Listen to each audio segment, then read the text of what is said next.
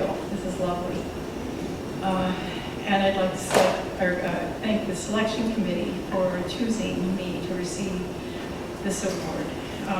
Receiving this award is as delightful and unexpected as the journey that I have been on for the last 8 years.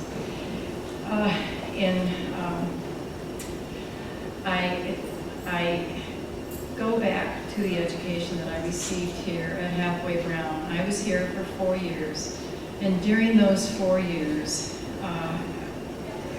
there was a foundation established and a courage and a confidence forged that I have built upon my entire life. And I know that that is what I fell back on when I launched Mackenzie Creamery back in 2007. I had vacation time, and my partner Jim was busy, and so we weren't going to go anywhere, so I decided to take a cheese-making class. Why? I guess we know now why. This was through PASA, which is the Pennsylvania Association of Sustainable Agriculture.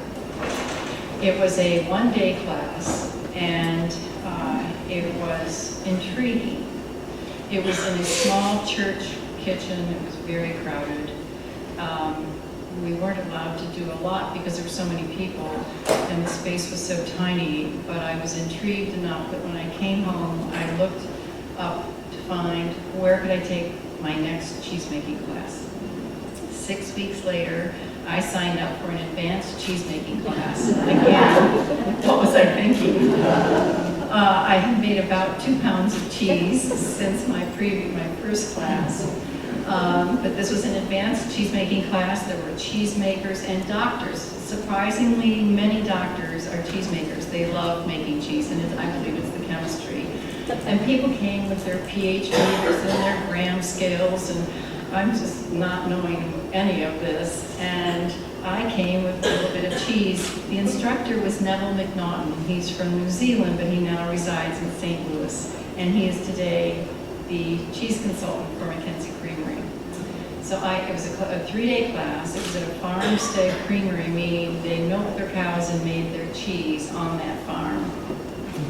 And it was, again, 3 days, but only 12 students. So it was a very intimate classroom. And I had an epiphany. I fell in love with the chemistry of making cheese. I knew I did not want livestock. I knew I did not want to milk goats twice a day, 7 days a week. But I wanted to make cheese. And so at that class, during a lunch break, Neville asked us all who brought cheese to put it out on plates around the table. And so we were all chatting and eating lunch, and Neville's walking around tasting the cheese.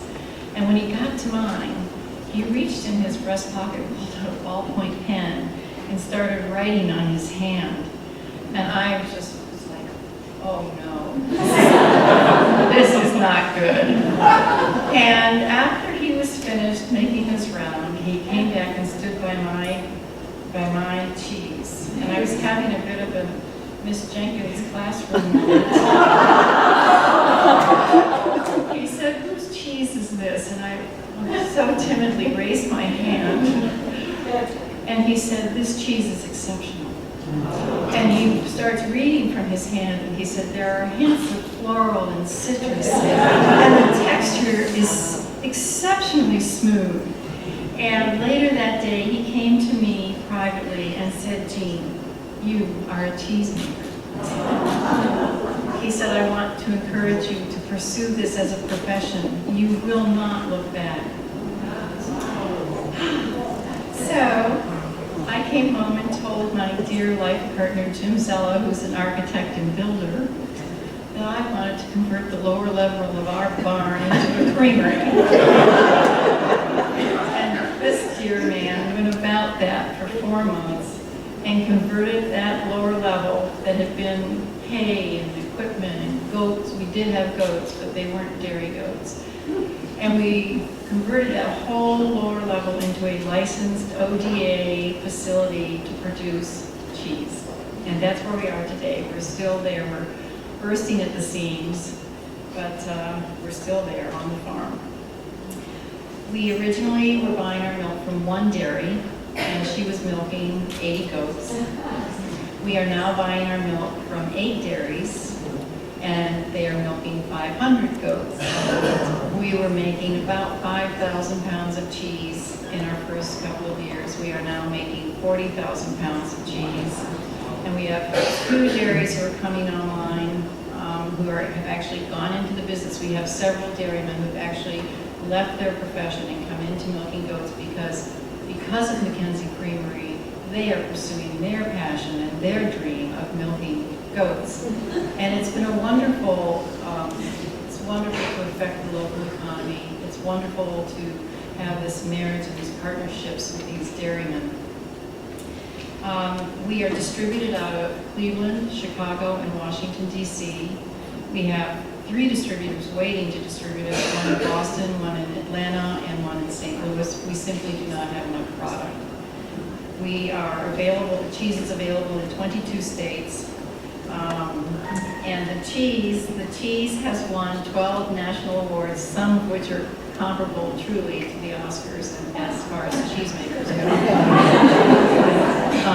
The company has received 3 business awards. We received the Portage County Environmental Foundation Award for running a green and sustainable business, which was very important to me as we were building out the creamery. I wanted it to be as green and sustainable as possible. We heat and cool with geothermal. All the insulation is recycled newspapers and blue jeans. We won awarded the Cozy 10 Under 10 Award, and we received the Editor's Choice from Cleveland Magazine for the best cheese, not just goat cheese, but the best cheese in Northeastern Ohio. Those all happened very early in the business, and it were just fueled passion. Yes, we are doing what we're supposed to be doing. It's just been an amazing journey. About 2 years after I started the business, I was in my car and had NPR on, and a professor of sociology at Harvard by the name of Sarah Lawrence Lightfoot was speaking about her recent book. It was her 9th book, and it was called The Third Chapter. And this 3rd chapter is about what we do with our life those 25 years after 50. I was 61. I listened to her and I thought, she's talking about me. It was the most profound. It's about finding your passion and then running the risk and then enjoying the adventure.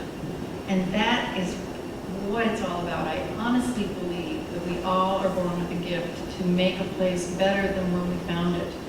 And I encourage you to follow your heart, find your passion. And as Neville said, you won't look back. And I have not looked back. And it's just been a wonderful journey. I don't want to not mention my children. My oldest son is Mark DeMuch, and he has a landscape design company in Jogga County. My daughter Liz lives in Portland, Oregon, and she fell in love with what I was doing, and she launched Portland Creamery and is finding great success in Oregon. And my youngest son, Rob, joined my company 4.5 years ago, and it's really his leadership through this tremendous growth that we have been going through. And we are now working through a succession plan and transitioning that Mom is stepping sideways into a consulting position, and Rob is taking the reins. And I don't think he'll look back